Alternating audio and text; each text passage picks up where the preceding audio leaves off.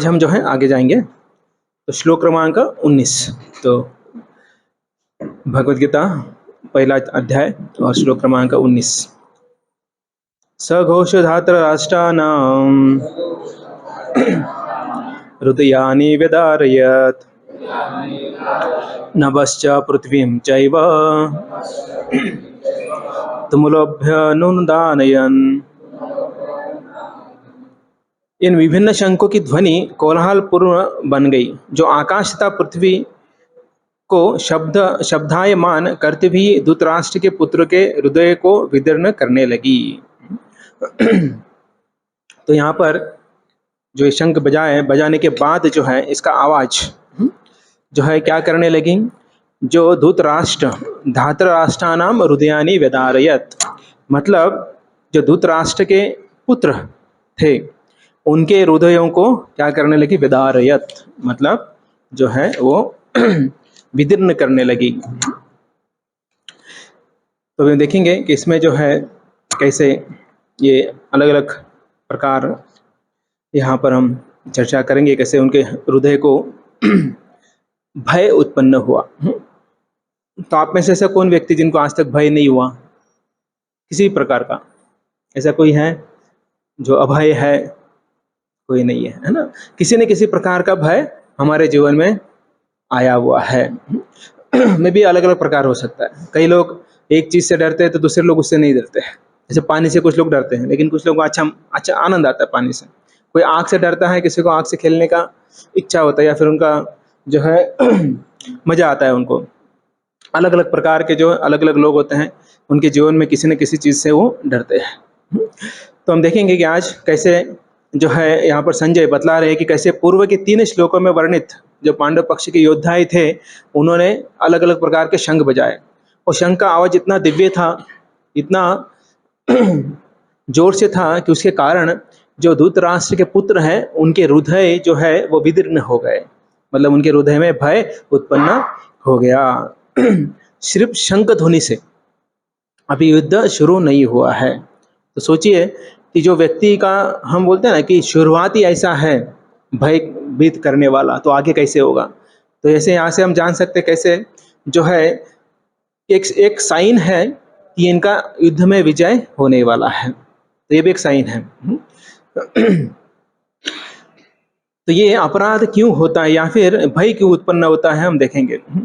जैसे कोई व्यक्ति या फिर अगर हम भक्तों का अगर देखा जाए, तो जो भगवान के प्रति जो है शरणागत होते हैं उनके हृदय में कभी भय नहीं होता है। लेकिन जो अभक्त होते हैं, जो भगवान के प्रति शरण नहीं होते हैं, तो हमेशा वो भयभीत हो जाते हैं। अलग अलग सिचुएशन में बीमार हो गए तो भय लगता है कि कब तक जीवित रहेंगे, है ना? रिसेशन आ रहा है, अभी ले ऑफ हो रहा है, तो उधर डर है, कभी बोल सकता है मैनेजर की कल से मत आओ। ऐसा कई कंपनी में होता है, प्राइवेट कंपनीज में होता है, तो भी भय रहता है। पता नहीं, अगर बेंच पे है तो और ज़्यादा डर लगता है ना? अगर कोई आईटी में है या फिर किसी को काम नहीं है तो भी एक डर है, पता नहीं कब काम मिलेगा, और काम मिलने के बाद भी डर होता है कि काम कब चला जाएगा, है ना? तो भौतिक जीवन में कई अलग अलग प्रकार के होता है। तो ये भौतिक जगत में इसलिए अगर कोई अभक्त है तो उसके जीवन में 100% भय होता है। लेकिन जब भक्त होता है उसके जीवन में अगर ऐसे कुछ सिचुएशन आ जाती है जो भय उत्पन्न करने वाला है, फिर भी वो भक्त भयभीत नहीं होता है। क्यों? क्योंकि उसे पता है कि भगवान जो है वो उनकी रक्षा करने वाले हैं, या फिर जो प्रॉब्लम है वो भगवान सॉल्व करने वाले, ना कि हम। फिर कई सारे मतलब मैक्सिमम चीज़ें हम जो है सॉल्व नहीं कर सकते, एक भी चीज़ नहीं है, क्योंकि अगर बुद्धि भगवान देंगे तभी जाके हम वो सॉल्व कर पाएंगे। हम खा तो सकते हैं लेकिन पचा सकते हैं क्या? नहीं पचा सकते हैं। करेक्ट? कई सारे तो एग्जाम्पल दिया, जैसे कई सारे चीज़ें जो हम नहीं कर सकते हैं। तो इसलिए धृतराष्ट्र के पुत्र थे वो क्या थे? अभक्त थे।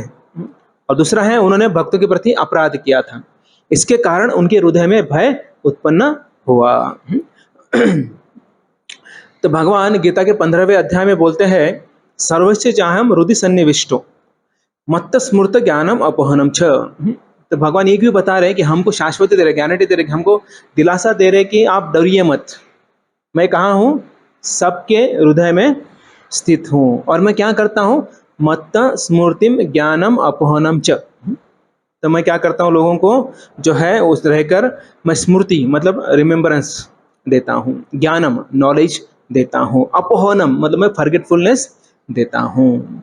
तो इसलिए कई बार आपके साथ कभी ऐसा हुआ है, आप कल एग्जाम है, आज आपने स्टडी किया, जो आपने स्टडी किया है उसमें से ही आता है जनरली, और उसके बाद भी आपको लिखना नहीं हो पा रहा है। आप कल पढ़े हैं, आज एग्जाम दे नहीं पा रहे हैं, सब नहीं एटलीस्ट कुछ ऐसा हुआ है। याद आता है मैंने पढ़ा है, लेकिन क्या पढ़ा है वो याद नहीं आ रहा है। ये तो शुरुआत ही याद नहीं आता है, हमेशा ऐसा होता है शुरुआत याद नहीं आता है, मिडल एंड याद आता है लेकिन शुरुआत याद नहीं आता, उसमें फिर सब रह जाता है। या फिर अगर मैथमेटिक्स का है, अगर फार्मूला है बीच में एक आधा याद नहीं आता है, अरे वो कहीं तो था, मैंने पढ़ा था, कल तो पढ़ा था, आज क्यों नहीं आ रहा है, ऐसा होता है। कई बार हम दूसरों को पढ़ाते हैं, बोले कल आने वाला बहुत इंपॉर्टेंट है, करके रहा हूँ, मैं सिखाता हूँ, और खुद ही कर नहीं पाते हैं। ऐसे कितने लोगों के साथ हुआ है? हाँ, मेरे साथ भी हुआ है।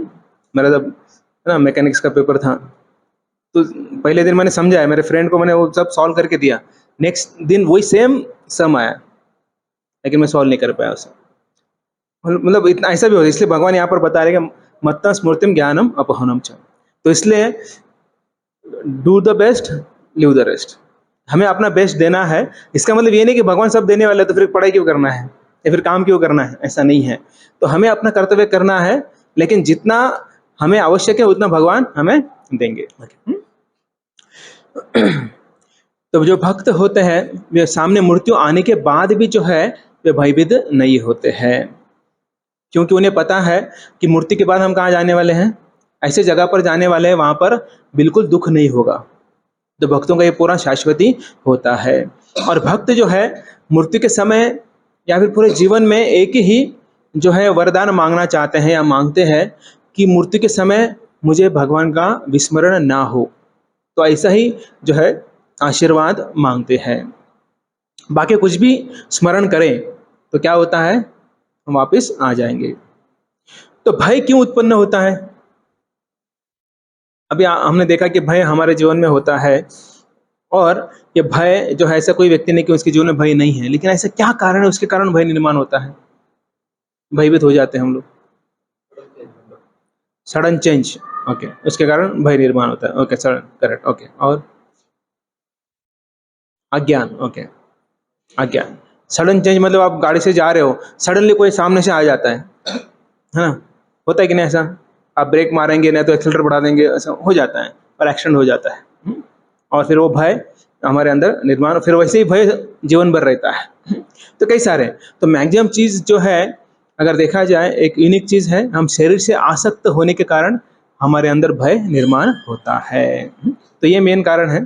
बाकी तो कई सारी चीज़ें हैं, क्योंकि अभी वाले शरीर से आसक्त हम तो बिंदास थे, लेकिन मृत्यु का भय रहता है ना हमें, और मृत्यु में क्या होने वाला है कि हमारा शरीर चले जाने वाला है, इसलिए हमें भय लगता है। तो शिला प्रभुपाद का नाम क्या था? अभय था। तो उनके नाम की तरह ही वे थे। तो जब सेकंड वर्ल्ड वॉर हो रहा था तब बमबारी हो रही थी, बम डाल रहे थे, तो प्रभुपाद कलकत्ता सिटी में थे। तो वहाँ पर जब रात को जो है ब्लैकआउट करते हैं, क्योंकि दिखाई नहीं देना चाहिए कि यहाँ पर लाइट है तो फिर बम डालेंगे, तो शिला प्रभुपाद जो है वे उस समय रात को भगवान के लिए जो है कचौरी बना रहे थे। तो भगवान सोच रहे, सॉरी शिला प्रभुपाद सोच रहे थे अगर बॉम्ब भी गिर जाए तो मुझे कोई भय नहीं है। क्यों? क्योंकि मैं जो भी कार्य कर रहा हूँ वो भगवान के लिए कर रहा हूँ, और भगवान को स्मरण करते करते मैं ये कचौरियाँ बना रहा हूँ। अगर बॉम्ब भी गिर जाए तो मैं भगवान का नाम लेके ही चला जाऊंगा। तो सेवा करते करते मैं अपना जीवन जो है वो छोड़ दूंगा। तो उससे मुझे डरने की कोई आवश्यकता नहीं, क्योंकि मैं कहाँ जाऊँगा? भगवान के पास ही जाऊँगा। तो ये भगवान के ऊपर विश्वास होना चाहिए, तभी जाकर हमारा भय निकल जाएगा। जब हम शरीर से आसक्त होता है, शरीर या फिर शरीर के प्रोडक्ट्स होते हैं, मतलब हमारे सगे संबंधी या दूर के संबंधी या रिलेटिव्स होते हैं, तो उनके प्रति आसक्त हो जाते हैं हम लोग, क्या होगा उनका, हालांकि हमें कुछ ठीक करने वाले उनको, ऐसा हम चिंता करते हैं उनके प्रति। कोई बीमार हो गया तो हम टेंशन में आते, बीमार हो गए, टेंशन हम ले रहे हैं। हम कुछ कर सकते हैं क्या उनके बारे में? नहीं। हम सिर्फ यहाँ से हॉस्पिटल लेके जा सकते हैं, वहाँ पर भी डॉक्टर क्या बोलते हैं? बाहर बैठो, आप अंदर मत आओ। बोलते कि नहीं? कई बार क्या, हमेशा वही बोलते हैं। तो करने वाले वो भी क्या बोलते हैं कि देखो हम तो अपना कोशिश कर रहे हैं, बाकी सब है ना, ऊपर वाले के हाथ में। ऐसा बोलते कि हम गारंटी लेते कि ऐसा कोई आज तक कभी लिया है किसी डॉक्टर ने गारंटी, हम पक्का ठीक करेंगे। आईसीयू में, आईसीयू का पेशेंट बोल रहा हूँ, बाकी का पेशेंट नहीं, आईसीयू का पेशेंट। वो बोलते, डॉक्टर बोलते कि हमारे हाथ में कुछ नहीं, हम प्रयास करने वाले हैं, बाकी सब ऊपर वाले देख लेगा। तो इसका मतलब वो भी बता रहे हैं हमें किसके ऊपर विश्वास रखना है, ऊपर वाले के ऊपर। लेकिन हम क्या करते हैं, हम उधर विश्वास नहीं रखते हैं और हम क्या करते हैं, रोना शुरू कर देते हैं। क्यों? क्योंकि हम शरीर से आसक्त होने के कारण। तो प्रहलाद महाराज का हम उदाहरण अगर ले, तो उनके सामने हिरण्यकश्यपु ने जो है कई सारी चीजें की थी। क्या था? तो बताएंगे क्या क्या चीजें की थी उनको मारने के लिए? विष पिलाया उनको, मरे क्या? नहीं मरे। और बोले विष तो हमारे मामा है। क्योंकि लक्ष्मी जी कहाँ से आई? समुद्र मंथन से। विष कहाँ से आया? तो फिर विष मामा हुई कि नहीं, है कि नहीं? तो बोले मामा कैसे मारेंगे भांजा को, तो बिंदास हो गए। ओके, और अग्नि में डाल दिया। तो अग्नि में कौन जला? जो लेके गई वही जले गई, होलिका। ओके, और क्या दिया? नाग आ गए। बोले आप तो मेरे भगवान के आप शैया हो, बेड है ना भगवान के, नाग जो है, तो बेड कैसे उनको तकलीफ दे सकता है? नहीं, जो हमारे पिता के सेवा में है तो बच्चों को भी तकलीफ नहीं देंगे। ऐसे कई सारे हम देखेंगे। तो उनका वो सोचने का ढंग था, इसके लिए वो कभी उन्हें कुछ हुआ नहीं। तो रिसेंटली नरसिंह चतुर्दशी हुआ, में भी आपने सुना होगा कि कैसे प्रहलाद महाराज का विश्वास जो है भगवान के ऊपर था।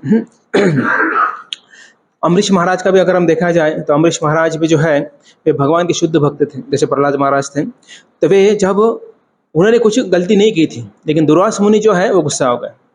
जब दुर्वास मुनि गुस्सा हो गए और वे जो है अम्बरीश महाराज को कुछ बोलने लगे, तब जो है भगवान क्रुद्ध हो गए और सुदर्शन चक्र जो है उनके पीछे लग गया।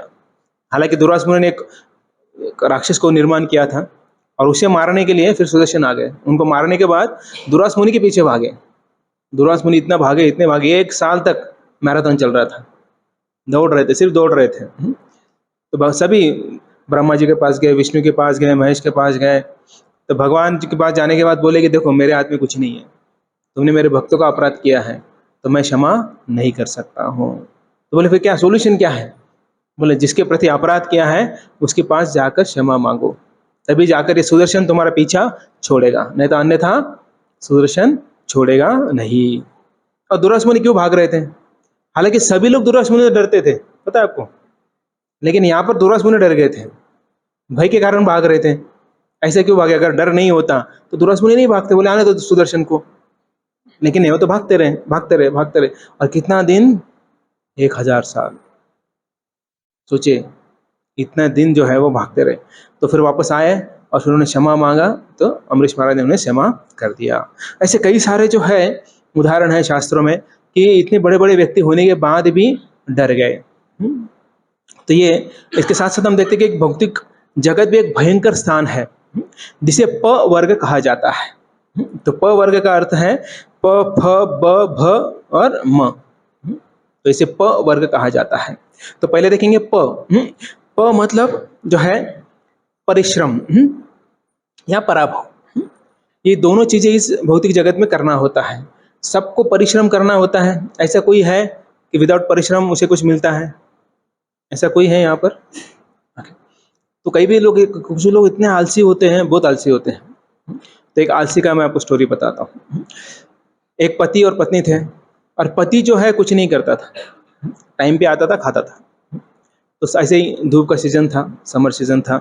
पति आ गए लंच करने के लिए और पत्नी ने अच्छा गर्म खाना बनाया था, उनको परोसा। और परोसते के बाद जो है, वहाँ पे ऐसे फैन नहीं थे उस समय, तो ऐसे हैंड फैन थे। तो वो उससे फैन कर रही है और वो खा रहा है, फिर भी पसीना आ रहा है।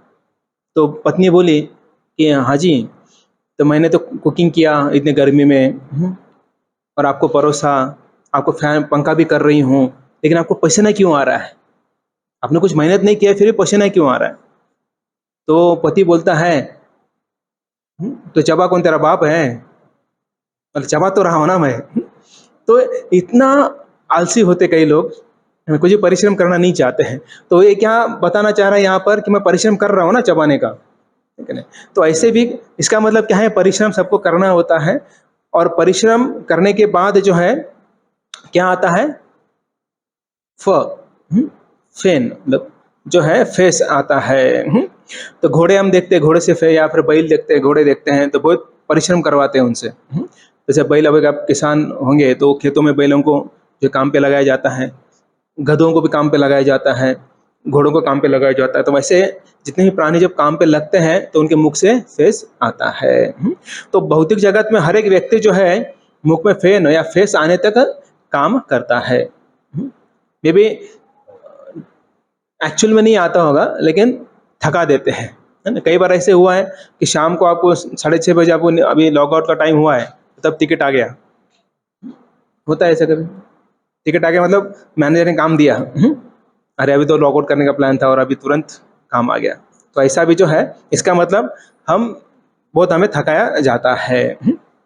तीसरा है ब, तो ब मतलब बंधन। तो इस भौतिक जगत में कई प्रकार के बंधन होते हैं। सामाजिक बंधन, पारिवारिक बंधन, शारीरिक बंधन, मानसिक बंधन, ऐसे अनेक प्रकार के बंधन होते हैं। जैसे ही जन्म लेते हैं वैसे बंधन शुरू हो जाता है। जन्म लेते ही माता पिता के बंधन आ जाते हैं, उसके बाद जब बढ़ते हैं तो दोस्तों के बंधन आ जाते हैं, टीचर्स के, स्कूल्स के बंधन आ जाते हैं, फिर कॉलेज के बंधन आ जाते हैं, शादी हो जाती है, शादी में फिर एक साथ कई सारे बंधन आते हैं, है ना। पति के, पत्नी के, फिर उनके रिलेटिव्स के बंधन, है ना, घर के अंदर रहते हैं, तो ये सब बंधन एक साथ आ जाते हैं। तो लेकिन जो ऐसे बंधन है वे जो है हम निकाल सकते हैं जब हम अध्यात्म में आएंगे, तो एक एक बंधन जो है वो निकल जाएगा।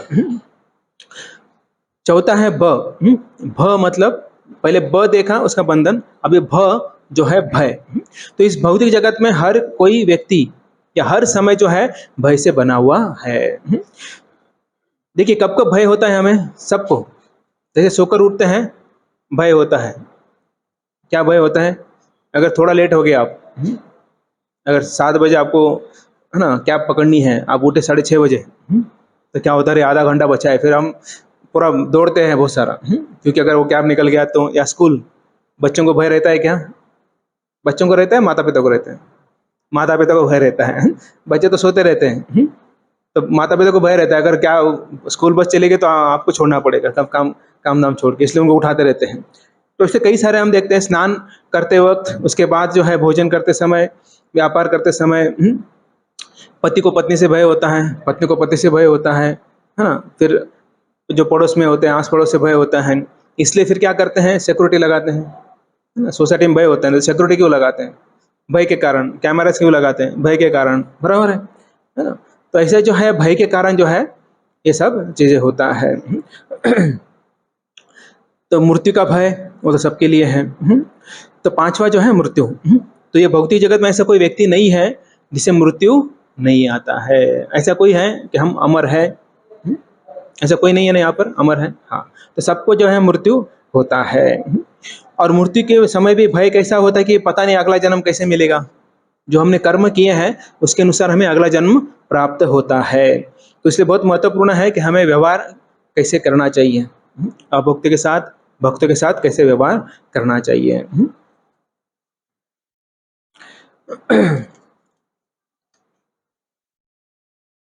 तो भगवान की लीलाओं का आनंद लेता अगर रहेगा तब जो है वो उसका मृत्यु अच्छी तरह से होगा और वो अगले जन्म में अच्छे जगह पर, जहाँ पर आनंद ही प्राप्त होगा, वहाँ पर चला जाएगा।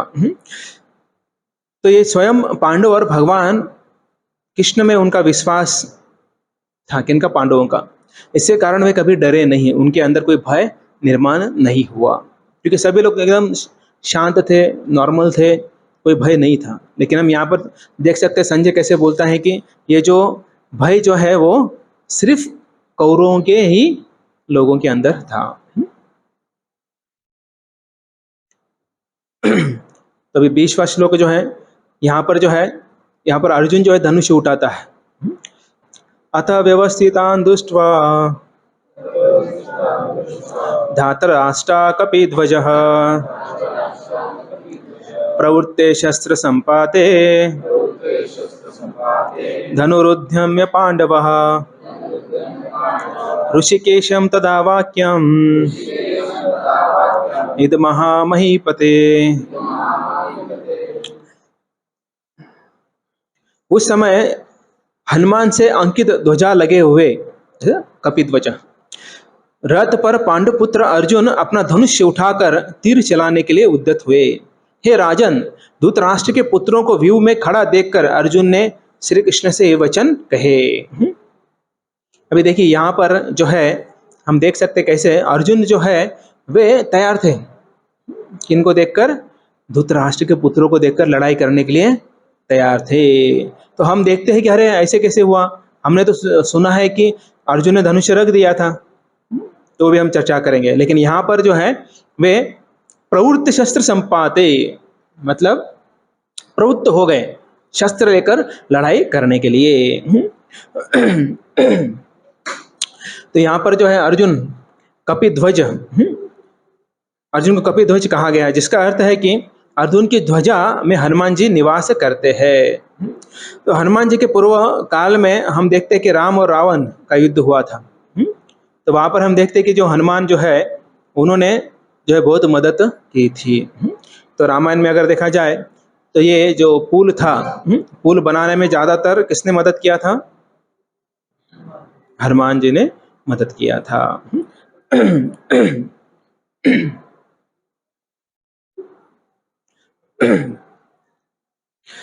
तो हनुमान जी जो है चिरंजीवी है।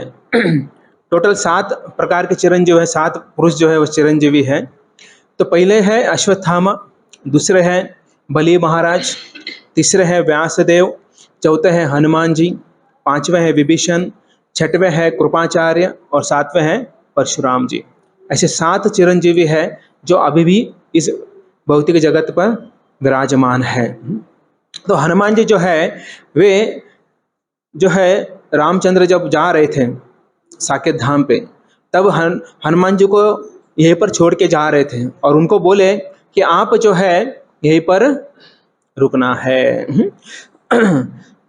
और उन्होंने राम से वर मांगा कि जब तक आपकी कथा अर्थात आपका यश इस पृथ्वी पर रहे तब तक मैं इस पृथ्वी पर जीवित रहूं। तो ऐसा वर जो है जो हनुमान जी ने राम जी को मांगा। तो श्री राम जी बोले तथास्तु।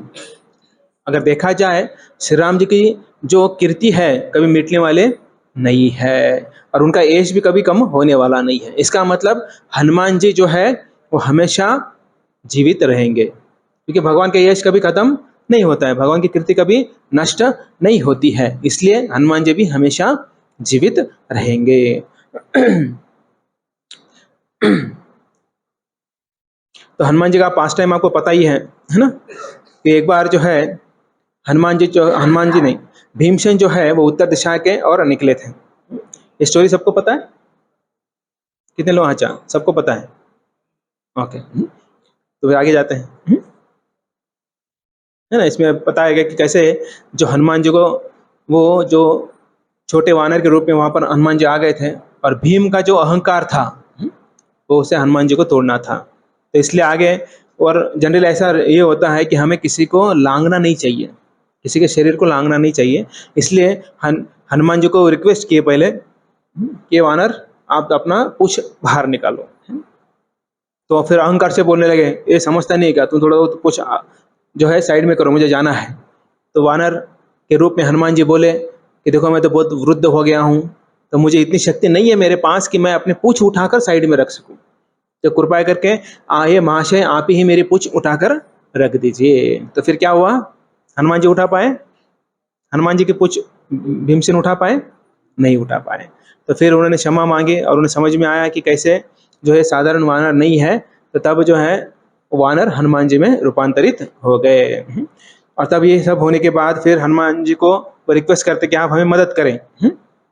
तो मदद करें, तब वो बोलते कि मैं अर्जुन के जो रथ है उसके ऊपर जो फ्लैग है उसके ऊपर मैं आ जाऊंगा। तो जब भी भीमसेन चिल्लाते थे, गर्जना करते थे, तब हनुमान जी भी गर्जना करते थे वो फ्लैग में से। तो देखिए कितना बड़ा आवाज आता होगा। हनुमान जी चिल्ला रहे एक तरफ, हमने चर्चा किया ना यहाँ पर कैसे जब जो भीमसेन चिल्लाते थे तो क्या होता था, सबके हृदय को हार्ट अटैक आ जाता था।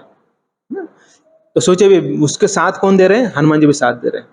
तो बंदरों का तो स्वभाव है ना चिल्लाने का, आवाज निकालने का। तो सोचिए कि हनुमान जी कितना बड़ा आवाज निकालते होंगे। हनुमान जी प्लस भीमसेन दोनों आवाज निकालकर जो दुश्मन लोग थे उनके हृदय को विदीर्ण कर देते थे। तो ऐसा जो है महाभारत के युद्ध में, महाभारत में ऐसा वर्णन आता है।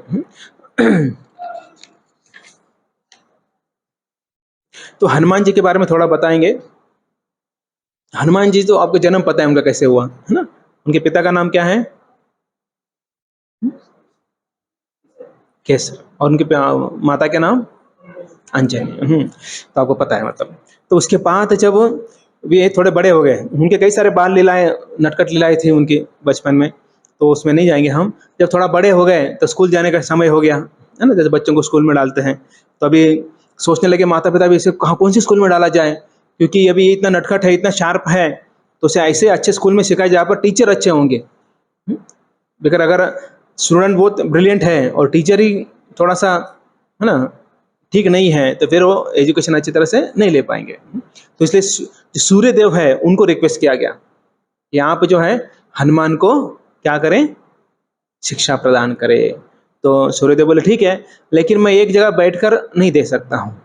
अगर मैं बैठ गया तो क्या होगा, पृथ्वी पे पूरा हाहाकार मच जाएगा। तो फिर सूर्यदेव जो है हनुमान जी को क्या बोले कि मैं चलते चलते तुम्हें शिक्षा दूंगा। तो हनुमान जैसे बैक चलते थे और सूर्यदेव जो है उनको सामने से शिक्षा देते थे। इसका मतलब सूर्य एक जगह पर होता है कि फिर घूमता है? साइंटिस्ट क्या बोले हमें? पृथ्वी घूमता है ना, और सूर्य एक जगह पर रहता है। तो यहाँ पर हम क्या पढ़ रहे हैं, है ना? हनुमान जी को शिक्षा दी है ना सूर्यदेव ने। तो सूर्यदेव बोले मैं रुकूंगा तो, और सूर्यदेव के रथ भी होता, रथ होता है, रथ के ऊपर वो चलते हैं। अगर रथ के ऊपर बैठे तो कैसे एक जगह रुकेंगे? नहीं रुकेंगे, है कि नहीं? तो अभी तक साइंटिस्ट लोग उस पर रिसर्च कर रहे हैं कि सही, सचमुच सही है क्या गलत है। तो ऐसे शिक्षा जो है हनुमान जी को प्राप्त हुई। तो तब जो है फीस बाद में लेते थे, अभी कैसा होता है, पहले लेते हैं और मोटी मोटी रहते हैं। तब जो है सब होने के बाद, एजुकेशन होने के बाद फिर, और शिष्य पूछता है गुरु जी मैं क्या दूं आपको। यहाँ पर पहले टीचर पूछता है इतना फी होगा, आना है तो। तो ऐसा शिक्षा, तो इसलिए जो शिक्षा होता है तो वो फ्री में होना चाहिए। तो इसलिए यहाँ पर हम देख सकते हैं कि सूर्यदेव को दक्षिणा के रूप में ये वचन दिया कि मैं आपके पुत्र सुग्रीव नामक वानर की सदा सेवा करूंगा या रक्षा करूंगा। तो ऐसा देखिए, दक्षिणा में क्या दिया, वचन दिया। अगर यहाँ पर कोई आप स्कूल में जा रहे हो, है ना, एडमिशन लेने, मैं वचन देता हूँ आपको, मुझे जब जॉब लगेगा मैं आपकी पाई पाई लौटा दूंगा। कौन एडमिशन देगा आपको? कोई नहीं देगा, बोलेंगे पहले पाई पाई लेके आओ, बाद में देखते हैं क्या करना है। तो ऐसे आजकल की शिक्षा प्रणाली होती है। तो यहाँ पर भगवान को जो है ऋषिकेश कहा गया, ऋषिकेशम तथा वाक्यम। तो भगवान को ऋषिकेश यहाँ पर कहा गया है। तो ऋषिकेश का अर्थ है इंद्रियों के स्वामी। तो अर्जुन ने इंद्रियों के स्वामी से कहा, क्या कहा कि श्री कृष्ण अपने भक्तों की इंद्रियों के स्वामी है, अर्थात श्री कृष्ण अपने भक्तों की इंद्रियों पर नियंत्रण करते हैं। तो इसलिए भक्तों को इंद्रियों के ऊपर नियंत्रण करने का ज्यादा आवश्यकता नहीं है, भक्तों को बोला गया। हाँ, इसमें समझिए भक्त का अर्थ भी बहुत अलग होता है। ऐसा नहीं कि हम आ गए तो मतलब भक्त हो गए, ऐसा नहीं है। जो प्रॉपरली फॉलो करते हैं तो वो भक्त होता है। क्योंकि भक्त को चिंता करने की क्यों आवश्यकता नहीं है, क्योंकि अपने इंद्रियों को भगवान की सेवा में लगाता है। तो इसलिए उसे टेंशन नहीं कि इंद्रिय इधर उधर भागेंगे, तो इसलिए उन्हें डर नहीं होता है। जैसे आप, सिंपल बात है, दुर्दांते इंद्रिय काल सर्प पटली प्रोत्थात दंष्ट यति। मतलब प्रबोधानंद सरस्वती बोलते हैं कि जिस प्रकार सर्प के विषैले दांत टूट जाने पर सर्प को वश में करना कोई आवश्यकता नहीं है, कोई आवश्यकता नहीं है। तो वैसे ही जब भक्तों की इंद्रिय श्री कृष्ण में सेवा, श्री कृष्ण की सेवा में लगती है, तब उन्हें जो है कुछ कंट्रोल करने की आवश्यकता नहीं है, क्योंकि ऑलरेडी वो सेवा में लगे हैं, तो हमें निश्चित होना है। हाँ, लेकिन जब सेवा में नहीं लगती है तब हमें चिंता करने की आवश्यकता होती है। जैसे हम बचपन में देखे थे, हमारे कुछ मित्र क्या करते थे, बिच्छू को पकड़ते थे और उसके जो जहरीले, क्या बोलते हैं उसको हिंदी में, क्या बोलते हैं, कांटे, हाँ, नांगी, उसको तोड़ देते थे। तोड़ के फिर हाथ में लेके आते थे ऐसे। उनको डर नहीं था क्योंकि उन्होंने ऑलरेडी तोड़ दिया है उसको, वो कुछ काटने वाला नहीं है। लेकिन जिसे पता नहीं है वो डर के मारे भाग जाता था। तो ऐसे ही तो बिच्छू से भी डरने की आवश्यकता नहीं, कब, जब उसके जो डंक मारने के दांत होते हैं, जो भी उसे बोलेंगे आप नांगे बोलेंगे, तो वो जब काटते हैं तब कुछ डर की आवश्यकता नहीं होते हैं। तो इसलिए रूप गोस्वामी बोलते हैं ऋषिकेन ऋषिकेश सेवनम भक्ति रुच्यते।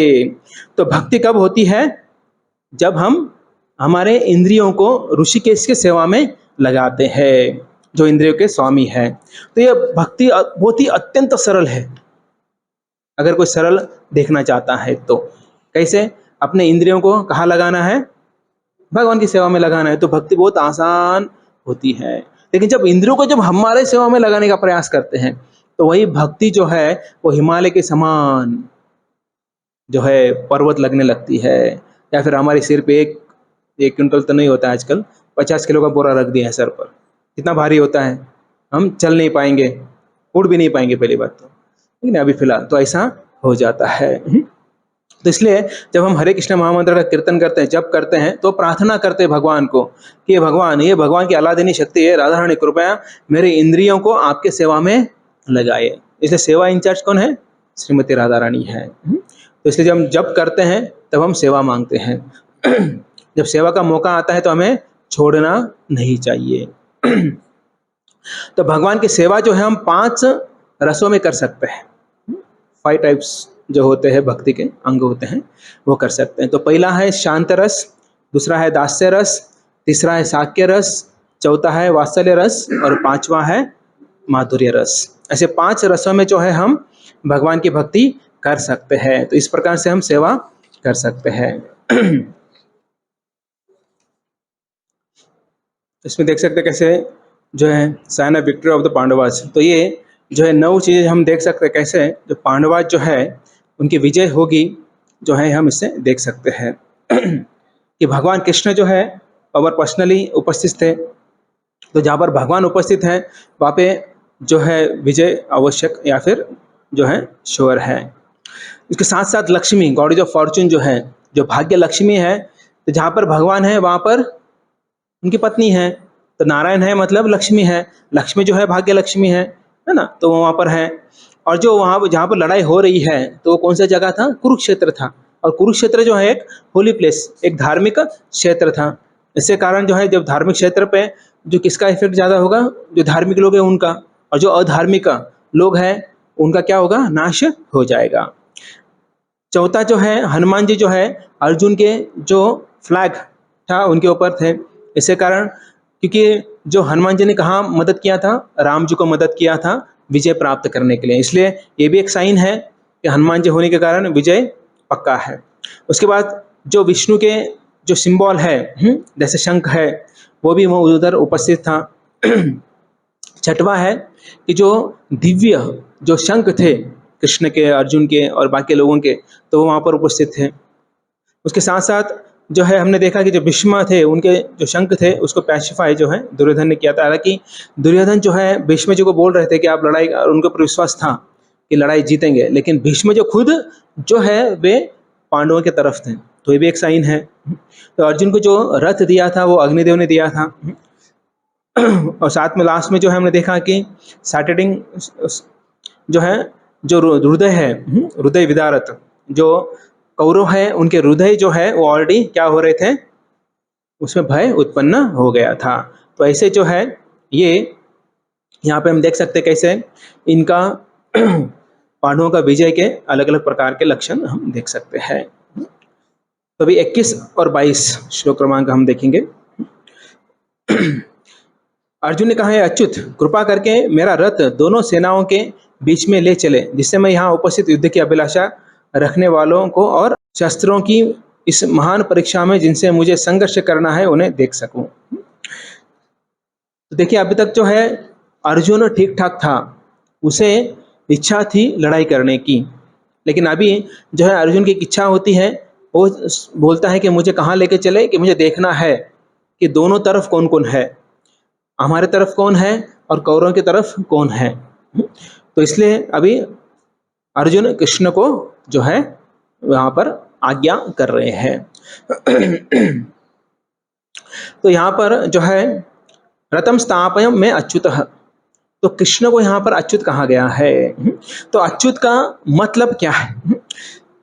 तो अच्युत श्री कृष्ण का एक नाम है जिसका अर्थ है वह व्यक्ति जो अपनी महिमा से नहीं गिरता है या जिसकी महिमा कभी भी घटती नहीं है। यद्यपि भगवान श्री कृष्ण कई बार अलग अलग अवतार लेते हैं, लेकिन जिस भी अवतार में जाते हैं वहाँ पर जो भी लीला करते हैं तो उनकी महिमा कम नहीं होती, उनकी महिमा बढ़ते जाती है। अगर वे पशु पक्षी जलचर देवता या अन्य रूपों में भी होते हैं, जैसे शुकर अवतार है, अंश अवतार है, मत्स्य अवतार है, राम अवतार है, वामन अवतार है, नरसिंह अवतार है, इन सभी अवतारों में उनकी महिमा कम नहीं हुई है। ऐसा हुआ क्या, अरे मछली के रूप में आए तो सबने उनको त्याग दिया, या सुअर के रूप में आए तो उनको त्याग दिया, बोले ऐसे कैसे भगवान हो सकते हैं? नहीं, उल्टा उनका महिमा बढ़ने लगी। नरसिंहदेव भगवान आए, आधे पुरुष और आधे शेर, तो ऐसे इसमें भी उनका महिमा बढ़ने लगी। तो इसका मतलब क्या है कि भगवान किसी भी रूप में आए लेकिन उनकी क्षमता, उनकी महिमा कभी भी कम नहीं होती है। वृंदा देवी ने उनको श्राप दिया था। क्या श्राप दिया था? क्या हो जाए? ये पत्थर बन जाए। लेकिन पत्थर बनने के बाद उनकी महिमा कम होगी क्या? नहीं, शालिग्राम के रूप में कई सारे भक्त उनकी सेवा करते हैं। अगर आपने देखा होगा हमारे मंदिर में भी शालिग्राम है जिनकी हर रोज पूजा होती है। तो यहाँ पर जो है भगवान क्या बने हैं? ड्राइवर बने हैं, सारथी बने हैं। तो इसका मतलब ये नहीं कि उनका वैल्यू कम हो गया है, उनकी महिमा कम हो गया, ऐसा नहीं है।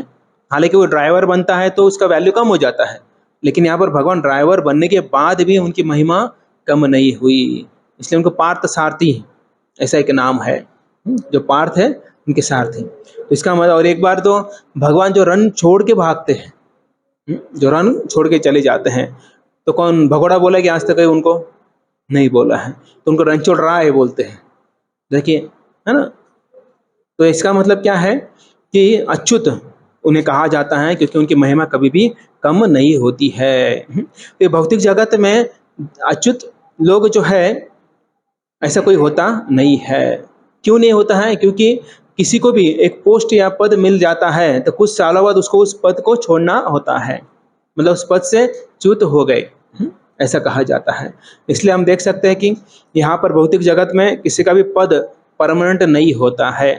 इवन वो सरकारी नौकरी करें, लोग बोलते परमानेंट नौकरी है, लेकिन 58 साल बाद क्या होता है? रिटायरमेंट हो जाता है, मतलब उस पद से उनको नीचे आना पड़ता है। फिर कोई उनको सैल्यूट मारेगा, साहब बोलेगा? नहीं बोलेगा, बोले अभी कहाँ साहब रह गए, छोड़ो, है कि नहीं? कोई रिस्पेक्ट नहीं रहेगा उसे। जब तक पोस्ट पर है तब तक रिस्पेक्ट है, लेकिन भगवान का ऐसा कभी नहीं होता है।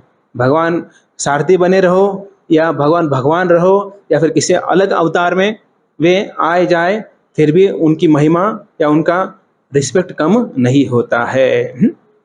लेकिन भगवान बोलते हैं कि कुछ लोग ऐसे होते हैं, असमूढ़ समर्तेषु सर्व पापे प्रमुच्यते। तो जो व्यक्ति श्री कृष्ण को भगवान के रूप में अजन्मा तथा अनादि मानते हैं वही मनुष्य में विशेष मूर्ख नहीं है, अन्यथा बाकी सब कैसे हैं? मूर्ख है। जो भगवान को मृत्यु या जो उनका मृत्यु होता है ऐसे समझते हैं तो वे सभी मूर्ख होते हैं।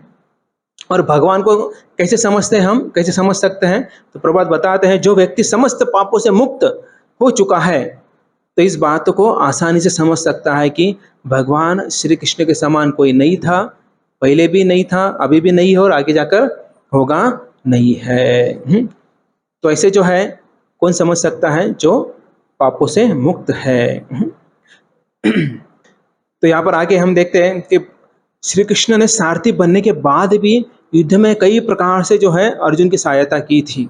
तो एक बार जो है कर्ण ने जो है एक बाण मारा था, तो बाण जब मारने के बाद जो है उसे भगवान को पता था कि अगर ये लग गया अर्जुन को तो अर्जुन ये पर मर जाएगा। तो फिर कृष्ण ने क्या किया?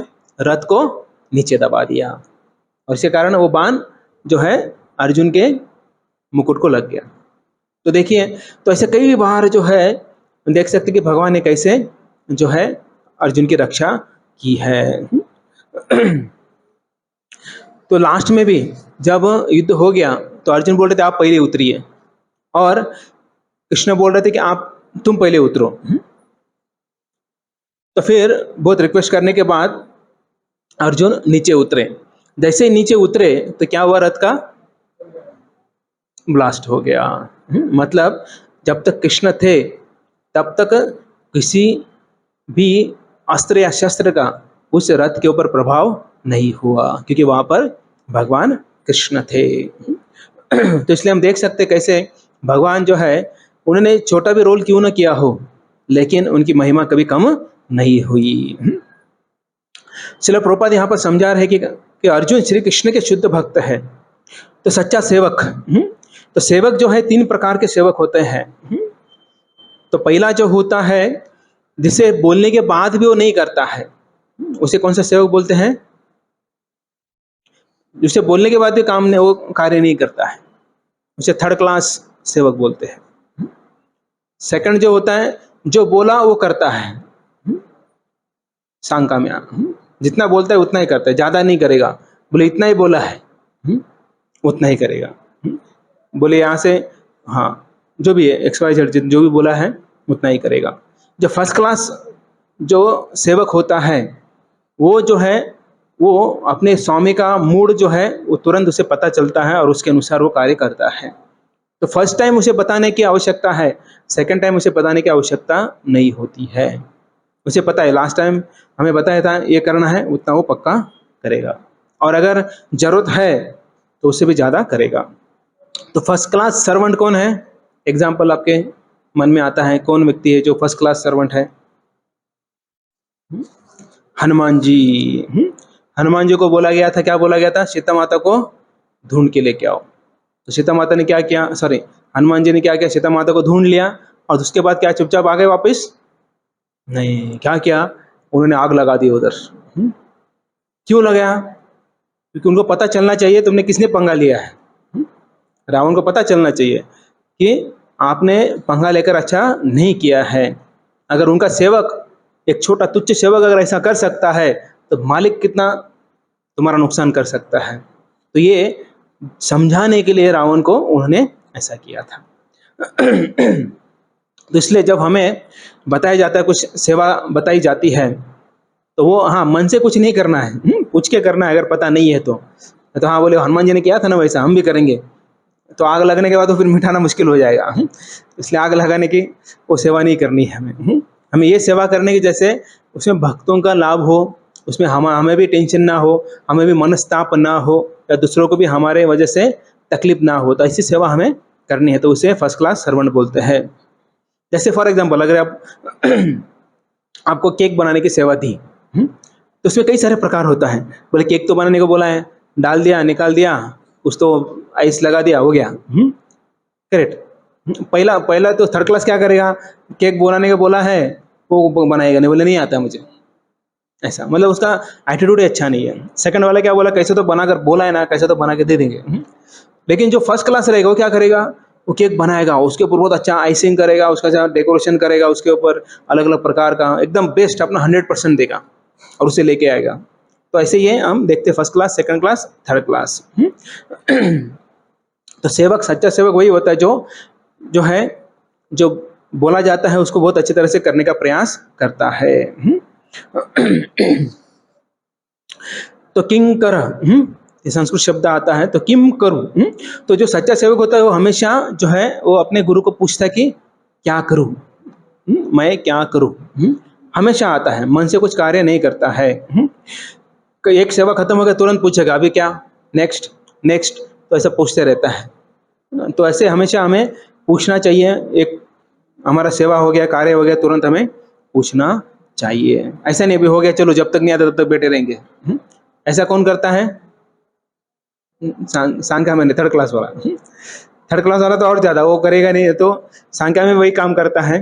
ये तो जो बचते हैं जनरली हम देखते हैं कि एम्प्लॉय का क्या मूड रहता है, बोले ठीक है ना, नहीं काम है अब, ये तो काम हो गया ना, बैठते जब तक काम नहीं बताता मालिक तब तक बैठे रहेंगे हम लोग, है ना, ऐसे ही होता है। लेकिन जो फर्स्ट क्लास होता है वो पिन करेगा, बोले मैनेजर को या फिर स्वामी को, मालिक को, कि मेरा हो गया है अभी मैं क्या करूं। तो ऐसे हमें जो है फर्स्ट क्लास सर्वेंट बनना है। तो सबकी इच्छा है फर्स्ट क्लास सर्वेंट बनने की, क्या थर्ड क्लास बनने की?